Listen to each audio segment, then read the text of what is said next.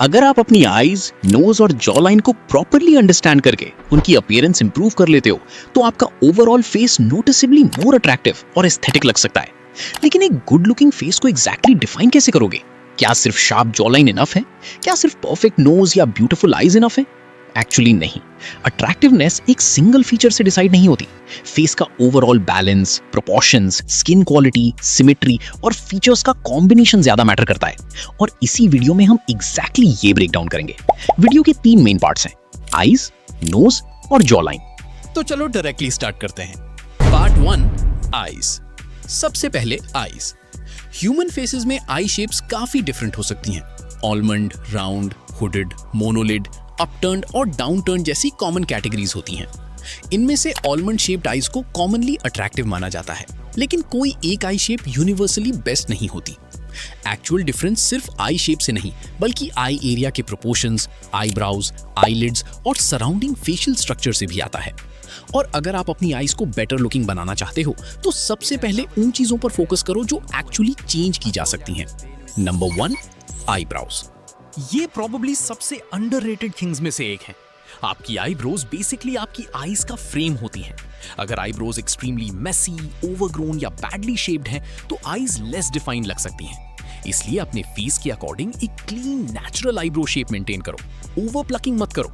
गोल ये नहीं है कि आईब्रोज को कंप्लीटली थिन बना दो, गोल है उन्हें क्लीन और बैलेंस्ड रखना। Number 2, sleep and puffiness. अगर आप रेगुलरली कम स्लीप लेते हो तो आईज टायर्ड, पफी और डल अपीयर कर सकती हैं। इसलिए सबसे बेसिक हैक है प्रॉपर स्लीप।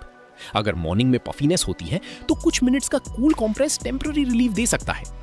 लेकिन ये परमानेंट ट्रांसफॉर्मेशन नहीं है। अगर डार्क सर्कल्स रेगुलरली हैं तो सिर्फ क्यूकम्बर या रैंडम होम रेमेडीज पर डिपेंड मत करो। पहले स्लीप, हाइड्रेशन और ओवरऑल लाइफस्टाइल फिक्स करो। और अगर डार्क सर्कल्स परसिस्टेंट हैं तो उनका एक्चुअल कॉज आइडेंटिफाई करना ज्यादा यूजफुल है।